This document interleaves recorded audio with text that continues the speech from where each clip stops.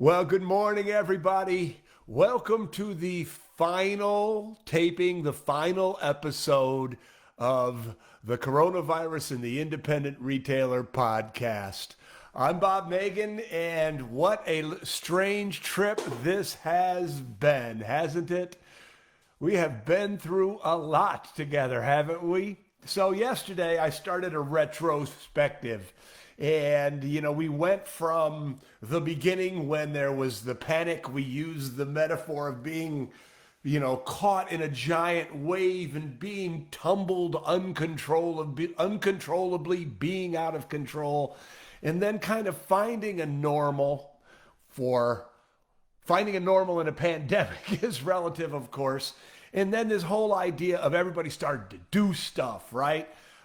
Even though it was scary, even though scary might be understating it, even though there was incredible uncertainty, people started to move, people started to try, people started to hustle. And we sort of recap that and went there. And I encouraged you, and I, by extension, encouraged myself and our team to think about what happened so we can learn the lessons from what happened.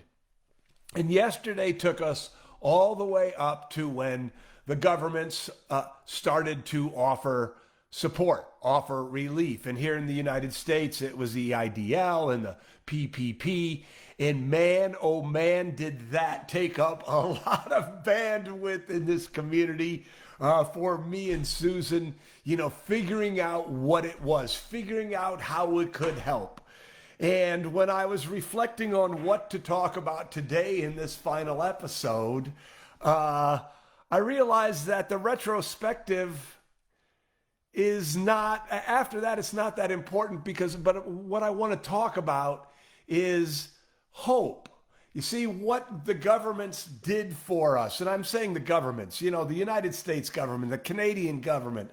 We have one of our Platinum Mastermind group members has a store in Great Britain, in England, and so their government. What the government did, besides give us money and relief, was we got hope. We all got hope back. We were drowning, we were trying, we were struggling, and that money was helpful. The loans were helpful. The relief was helpful, but mostly it gave us all hope. It kept us going. And so that's what I want to focus on here. This idea of hope and hustle. Hope is a wonderful emotion, and it is an important part of who we are as entrepreneurs, right? We try stuff. We hope that it works. In this pandemic, we hoped that it would end soon, but it didn't. But that hope kept us moving. We hope for the future. And it is such an important part of what we have to do and what we have to hold on to. Hope. It's an incredible emotion. But with that hope must come hustle. Hope is not a strategy. If you've listened to me talk about marketing all the time, hope is not a marketing strategy. Hope is not a marketing strategy. Hope is not a leadership strategy. Hope is not a business strategy. Hope is critical in this time, but hope does not move the needle. Hope gives you the ability and the energy to move forward. Hustle is what moves you forward. And I have been so honored to watch all of the hustle in this community. I have been so honored to watch people put up websites in literally weeks, and I am so sorry I don't have the name, but I was so grateful to see somebody on our WhizBang Retailers Facebook page step up and said, if anybody needs help building their website, let me know. I'll build a group to help. That's what that's hustle and help. And it's just so, Susan and I have been so honored to be part of it with you. So much hope, so much hustle, so much positive momentum. And when we talk about getting there, right? In the beginning, we talked about we're one day closer to the end. We're one day closer to the end. Well, we don't know what the end looks like. Right now, on WhizBang Retailers, a couple people I know, scientists, say coronavirus is going to be with us at all times. It's just not going to go away. It's going to be kind of like the common cold. I sure hope not, but that's a possibility. So my point here is we don't know what the future is, but what we do know is that if we hope and hustle, if we keep our attitude positive, you can't keep it positive all the time. God knows you guys have watched me break down a couple times. But if we keep it positive, if we keep that entrepreneurial spirit alive in us, and we keep the hope alive, and we keep moving forward, and we keep with the hustle, we're going to be successful. I look at what happens, what has happened in our WhizBang Retailers Facebook group. I look at what has happened with the people who are in our Platinum Mastermind group. I look at what is happening with our coaches and with their clients. And I am so bullish on our future. We are the future of independent retail, ladies and gentlemen. We are the people who are willing to try. We are the people who are hustling. We are the people who are doing what needs to be done to become the kind of people we need to be, to run the kind of businesses we need to run, to give us the life that we deserve as entrepreneurs. That's what we are. That's who you are. And I am so grateful to have been part of it. I know I've said that about 20 times now, but it just fills me up. You fill me up. So, speaking of hustle, I want to give a special shout out, and I might get her name wrong, but Tammy Biederman from Sweet Elizabeth Jane Boutique in Ellicott City, to me, is the embodiment of hustle. I don't know if you know about Ellicott City, and I don't know if it's Ellicott or Ellicott, and I don't know if it's Biederman or Biederman. I apologize, Tammy, if you're watching and I'm not getting the pronunciations right. But they had 2 catastrophic floods in their town. Literally walls of water coming down Main Street. Gordon Ramsay just came into town and did a big, makeover of the whole town. It was fun to watch. Good to see their town. But the reason that I'm sharing this, and yes, it is kind of moving into a pitch, but it really is an important part of what I want to say to you as we stop doing this podcast every day and as you start moving forward into whatever the future is. In yesterday's podcast, I was talking about the retail mastery system. And Tammy indicated that when she was, and Tammy, I couldn't find, I'm not talking to you, Tammy, but I couldn't find her post. So I'm paraphrasing. I saw it yesterday.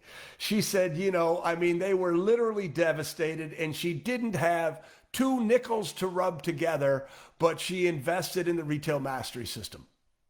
And she has grown 35% a year since then. So this is partly about me reminding you that the prices on all of our programs and products are going to go up on Sunday. But it's also me reminding you that when you invest in something, you're investing in results, not a thing. And it sort of came to me this morning because I have a personal trainer. And if I don't have a personal trainer, if I'm not paying somebody and I don't have an appointment with them because I'm paying for somebody, I don't work out like I should. And so we worked out with Maricon before the pandemic She got something we believe is COVID. And, the pandemic started, then she was sick, but we just started up again. And I remember going for a walk with Susan in Los Angeles for during the Platinum Mastermind Group meeting. And we were talking about that. And it was, we were talking about whether to continue and how long to continue with Maricon. And it's not inexpensive. And should we stop or should we cut back? And then we both came to the conclusion that we weren't buying personal training. We weren't investing in personal training. We were investing in health and fitness. We were investing in feeling better. We were investing in energy. You see, when you make an investment in your business, you're not buying a thing. You're buying the results that come from the thing, provided you do the work that the thing provides, right? So this morning, Maricon kicked my butt. Susan always gets a little worried because if she's upstairs sitting out there and I'm working out in the garage, I'm moaning and groaning and complaining and, bitching at Maricon. Guess what? I feel great. So the point there is I'm willing to pay the money and I'm willing to do the work and I get the results. The results are what I'm buying. And even though I don't like it when I'm doing it, I want the results. I like the results. The grind is worth the time and money. And that's what retail is going to be like moving forward. I've shared this with you before, that there's not going to be any room for hobbyists in the future. There's not going to be any room for the people who are dabbling at being a retailer. Your passion for your product is not going to be enough to make you successful in the future. I truly, from the bottom of my heart, want absolutely the best for you. I absolutely want you to be as successful as you can possibly be. I want you to have the business of your dreams. Remember when you started your business? Remember how it felt? Remember what you wanted? Remember that thing, that dream that was in your heart? I want that for you. But if you want that dream in the future, you have to work smarter, you have to work harder, you have to work better. You just have to be a different kind of retailer than you probably were when this whole thing started. And it's hope and hustle. But the magic ingredient is the little extra. You can figure this out on your own, or you can allow us to help you figure it out. When you invest in the Retail Sales Academy, you're not buying the Retail Sales Academy. You're not buying sales training. You're buying a 10%, 15% increase in your average ticket. You're buying a better customer experience. You're buying peace of mind because you know your team is doing their job. If you invest in the Retail Mastery System, you're not buying 24 hours worth of video content. You're buying understanding what to do. You're buying wisdom and skills and experience, and you're buying information that are going to help you be successful in the future. So this is, yes, I'm talking to you about our programs and our products, but I really want you to think about all the decisions you make, all the money that you spent in that context also. You're not buying a thing, you're buying a result. Is the result worth the money? Is the juice worth the squeeze? And, I hope that you'll choose to invest in some of our stuff. You don't need to. I'm not here to sell you things, although I think that they're valuable and I think they'll work for you. But I did want to end this final podcast by really bringing home this whole idea of we've come so far together. Your future is bright, but it's going to take more than hope. It's going to take more than keeping your head above the water. It's going to take hustle. It's going to take skills.